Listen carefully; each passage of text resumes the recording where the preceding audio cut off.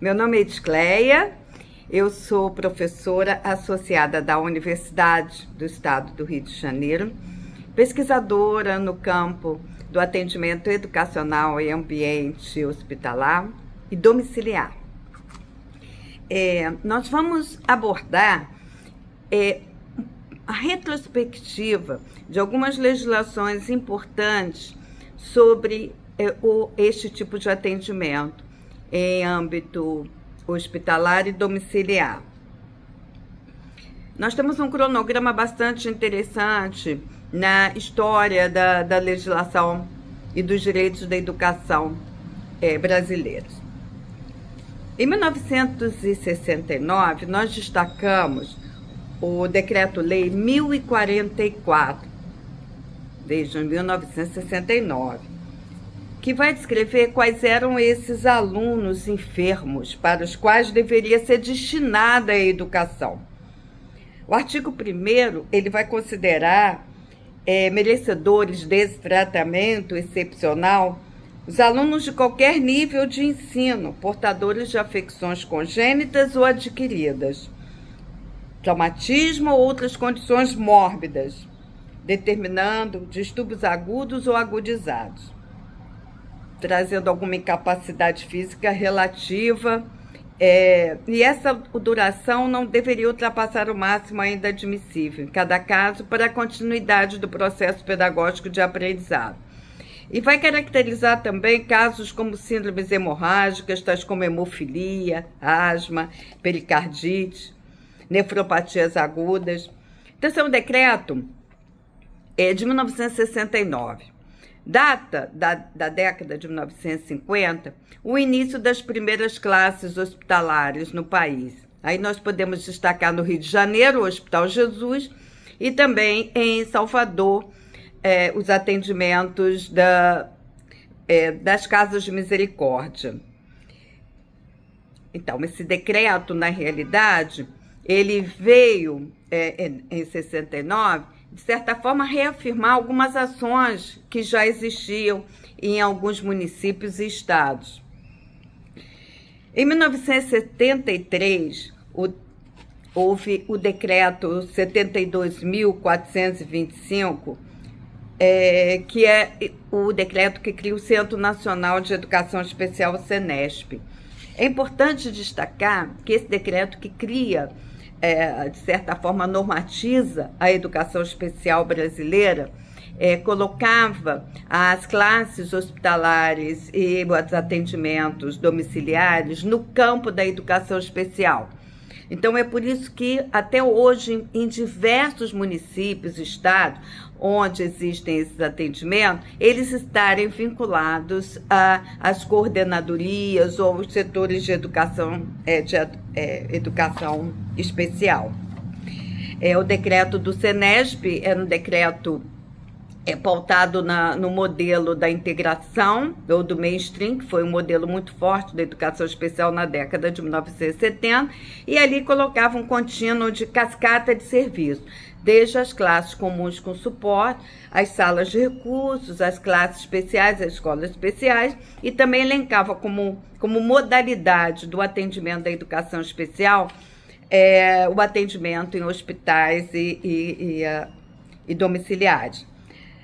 A Constituição Federal, ela reafirma, a chamada nossa Constituição de 88, ela reafirma a importância do direito à educação como um direito inalienável. Nós temos a lei também, 8.069, do Estatuto da Criança e do Adolescente, na qual já houve algumas introduções em relação aos direitos, os direitos do acompanhamento de crianças e em situações específicas de saúde. A Declaração de Salamanca, de 94, é uma declaração que nos fala, embora não especificamente das classes hospitalares ou domiciliares, mas ela vai reforçar o direito à educação, sobretudo para aquelas pessoas em condições mais vulneráveis. A Política Nacional de Educação Especial de 94, ela também coloca as classes hospitalares no palco, né, na cena também, como um espaço de atendimento da educação especial. A Lei 9394/95 é LDB, né? 9394/96 é Lei de Diretrizes e Bases da Educação, que eu vou retomar mais ao final desse contexto, porque, como vocês sabem, as legislações, elas vão também sofrendo alterações advindas das necessidades, de novos procedimentos. Então, a LDB ela sofreu algumas mudanças recentes, muito interessantes para o campo do atendimento educacional em ambiente hospitalar e domiciliar, e eu vou retomar daqui a pouco. Nós tivemos uma resolução de 2001, 2, das Diretrizes Nacionais para a Educação Especial na Educação Básica, que também nessa resolução faz alusão a esse atendimento, e consequentemente, após essa resolução, no ano subsequente, em 2002, nós tivemos um documento basilar, né, que, a partir de todas essas discussões anteriores, ele vai apresentar estratégias e orientações sobre o atendimento em classe hospitalar e o atendimento pedagógico domiciliar. Seguindo, né, o nosso contínuo, nós vamos ter uma legislação também bastante importante, que é a 11.104 de 2005, que ela vai não necessariamente tratar da questão da educação em ambiente hospitalar, mas ela vai falar da importância das brinquedotecas nas unidades de saúde. Por que eu estou trazendo essa legislação da brinquedoteca? Eu costumo dizer que nos hospitais onde tem uma brinquedoteca, vai uma classe hospitalar ao lado e vice-versa. Porque as brinquedotecas, elas estão no cômputo dos direitos o brincar enquanto saúde mental, brincar enquanto direito. Então, por isso que eu estou ressaltando aqui, não é uma legislação específica do atendimento de classe hospitalar e domiciliar, mas é uma legislação que, baseado lá no ECA e as lutas do ECA, vem garantir à criança hospitalizada o direito, a criança e o jovem hospitalizado, o direito ao brincar. O brincar visto enquanto uma condição de saúde. Assim como a educação também pode ser compreendida como um direito né? Porque ele vai ser interdisciplinar, intersetorial, de não ruptura, né, do atendimento na classe comum, no período de adoecimento ou de necessidade desse atendimento mais específico, seja no hospital ou domicílio. Por isso eu ressaltei essa lei que vai, de certa forma, junto na perspectiva da garantia do direito à educação em ambientes não escolares formais. Em 2008, nós tivemos a Política Nacional de Educação Especial na Perspectiva Inclusiva. Essa política, ela ressalta a importância de formação de professores para atuar nos ambientes de classe hospitalar e o atendimento domiciliar.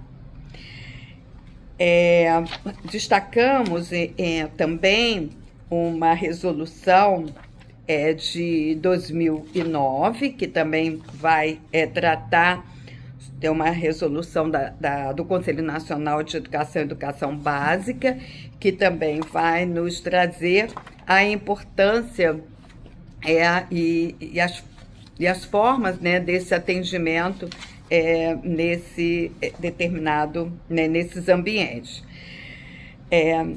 Destacamos a Lei 12.796 também, que vai trazer introduções sobre a importância, né, desse atendimento em classe hospitalar e domiciliar. E chegamos, então, a um importante destaque, retomando aí o 2009, que vai retratar, né, que aí foi uma resolução do Conselho Nacional de Educação, de 4 de outubro de 2009, que vai, no artigo 6º, nos dizer que em casos de atendimento educacional e ambiente especializado e hospitalar ou domiciliar, deve ser ofertado, né, pelos sistemas de ensino. Isso é uma resolução do Conselho Nacional de Educação.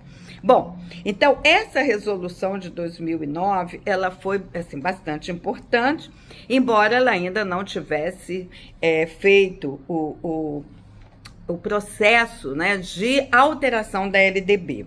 Então, nós chegamos a 2018, para vocês verem que, às vezes, né, a gente tem um ganho, demora, fica um lapso, né, de tempo, né, para que a gente, né, possa chegar, né, a um ponto bastante interessante.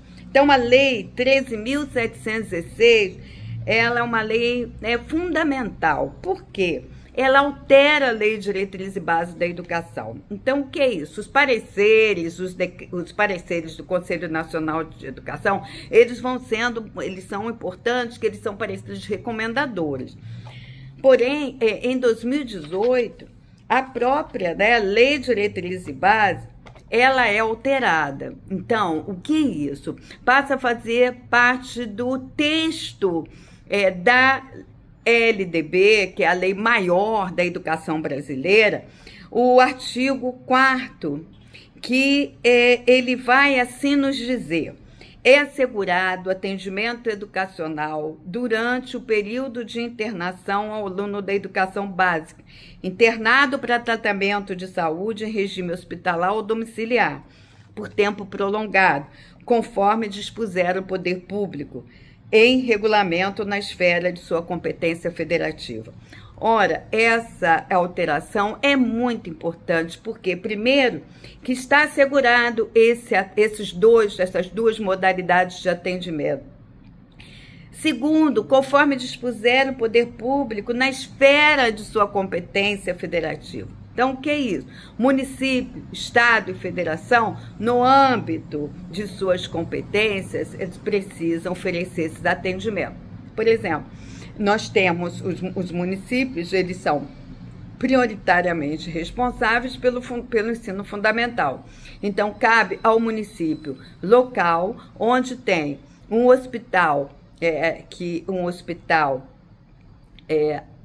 situado, né, nesse território, né, no território daquele município, esse ensino ser ofertado nas parcerias necessárias entre o gestor municipal e o gestor do hospital. Notem, né, que a importância e também a intersetorialidade, a interdisciplinaridade desse atendimento, que vai envolver o hospital, a gestão do hospital, a gestão da Secretaria de Educação e todos os regulamentos de acordo com a competência federativa. Então, quais são os regulamentos? Como é que esse professor ele vai ser encaminhado para esse espaço? Como serão ofertados esses atendimentos? Como será organizado todo o processo de relatório deste aluno que se encontra, as relações também entre o professor de classe hospitalar e o professor de classe comum, a gestão do hospital. Então, são interfaces muito importantes, intersetoriais, interdisciplinares, para que esse acompanhamento ele seja, né, realizado. No âmbito estadual, o mesmo segmento. Educação básica, não é? Educação básica o ensino médio também, né? Aquele jovem que está internado, o adulto que está internado, vinculado ao ensino médio, ele tem o direito desse acompanhamento, porque a educação básica, ela vai desde o infantil até o ensino médio, seja ele tecnológico, seja ele o ensino médio de uma formação mais generalizada. Bom, e aí a gente pode começar a pensar, né, toda a interrelação que tem com as diversas esferas, né? Vamos imaginar no ensino médio a gestão da educação ou a gestão da Secretaria de Educação ou a gestão de ensino tecnológico médio. E aí eu tenho um aluno que está impossibilitado, né, por uma questão de saúde, dar prosseguimento. Então, cabe à gestão realizar esse acompanhamento. Por isso que nós temos uma tarefa muito grande, né, para organizarmos as diretrizes de como esses acompanhamentos vão acontecer nos próximos anos. Essas diretrizes, né, sejam territoriais ou venham através de pareceres e decretos e diretrizes, né, com apêndice, né, a essa importante mudança na LDB, elas são fundamentais para que realmente o texto da lei ele possa se materializar nesse acompanhamento. Eu quero também destacar uma recente, né, também alteração de 2024, também na LDB, por meio da Lei 14.952, essa é bem recente, que vai também trazer um novo acréscimo, ratificando o direito ao atendimento diferenciado, né, também ao aluno da educação básica e do superior, que se encontra impedido de frequentar o processo de escolarização devido a condições de saúde. Olha, que interessante, nós chegamos ao ensino superior. Quantos brasileiros perdem, né, a sua possibilidade de dar continuidade ao ensino, né, ao seu curso, porque ao longo desse processo adquirem uma doença, ou então uma doença pré-existente se torna um pouco mais expressiva, né, e faz com que essa pessoa precise ter internações ou até mesmo ficar domiciliarmente. A lei já prevê isso em 2024. Então, passa a ser também uma tarefa para os sistemas de ensino superior. Bom, então, acho que eu fiz um panorama dizendo que a gente vem, desde a década de 50, o Brasil vem, os professores, eles vêm trazendo esses atendimentos para os hospitais. Lembrando que a década de 50, nós tivemos muitas pessoas sequeladas pela polio. Muitas crianças nessa época precisaram deixar, né, os seus municípios para virem para os hospitais centrais para poderem realizar os seus acompanhamentos. Algumas ficaram com sequelas, né? Hoje nós até temos uma discussão sobre esses adultos hoje, né, com a síndrome pós-pólio, mas foi a poliomielite que trouxe, o surto da poliomielite trouxe para o Brasil a necessidade de atendermos crianças, não só para o Brasil, isso aconteceu também mundialmente. A necessidade de podermos levar para essas crianças, né, internadas, seja um momento de leitura, um momento de brincar, ou um momento também importante educacional. Muitas pessoas cumpriram seu atendimento educacional internadas nessas instituições. No Rio de Janeiro, o Hospital Jesus é um exemplo clássico, né? Até hoje, a classe hospitalar funciona no Hospital Jesus. E, então, nós fizemos um panorama, nós também deixamos aí para todos, sejam, né, vocês professores, gestores, as próximas demandas que temos aí no nosso país, para que os textos hoje previstos na lei, nas resoluções, eles possam ser integrados enquanto políticas efetivas. Eu queria também ressaltar que tivemos recentemente a nossa Conferência Nacional, né, da Pessoa com Deficiência, e também conseguimos incluir uma moção na Conferência Nacional de Direitos da Pessoa com Deficiência, a importância, né, de realmente podermos iniciarmos, né, imediatamente um trabalho de organização para atender a Lei 13.716, que alterou a LDB e que fala sobre a importância dos sistemas de ensino proverem esses atendimentos. Nós conseguimos deixar enquanto moção aprovada na Conferência Nacional de Direitos da Pessoa com Deficiência. Hoje nós temos não só pessoas com deficiência que podem se beneficiar, né, do direito a dar continuidade à educação, mas outras condições de saúde, como crianças e adolescentes que vivem com condições raras ou condições hematológicas ou outras condições que fazem com que, ao longo do ano, sazonalmente, essa pessoa, essa criança, esse jovem, até mesmo esse adulto, tenham que se afastar das suas atividades presenciais de educação. Parte desse trabalho, né, que eu apresentei para vocês, esse contínuo, a gente traz na trajetória dos Encontros Nacionais de Atendimento Escolar, Hospitalar e Domiciliar. É um livro que é fruto da dissertação de mestrado de Sandra, onde pesquisamos fontes documentais e deixamos toda a organização do que vem representando também para o nosso país, para o avanço das políticas, para uma discussão mais ampla a esses simpósios de atendimento escolar, hospitalar e domiciliar. É um contínuo de praticamente 25 anos de existência desses simpósios, onde ao longo dos anos vem reunindo profissionais, professores que na base desenvolvem esse trabalho, associações de direitos, pessoas que vinculadas, né, a essa perspectiva e pesquisadores. Hoje nós temos uma rede de diversas universidades que realizam pesquisas, orientam alunos de mestrado, doutorado, pós-doc, como no caso do meu grupo de pesquisa, do NEI. E então deixamos para vocês um pouco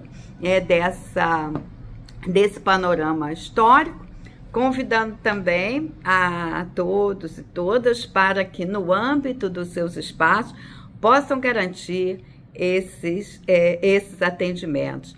Divulgar a importância no município de vocês, no território de vocês, junto aos conselhos municipais de direitos da criança e do adolescente, aos conselhos municipais de educação, aos conselhos municipais de saúde, aos conselhos de direitos da pessoa com deficiência, nos espaços das associações, divulgar a importância de termos, inclusive até mesmo, né, nos espaços legislativos das suas cidades, do seu estado, e também nos espaços de controle, né, jurídico, a importância desse atendimento.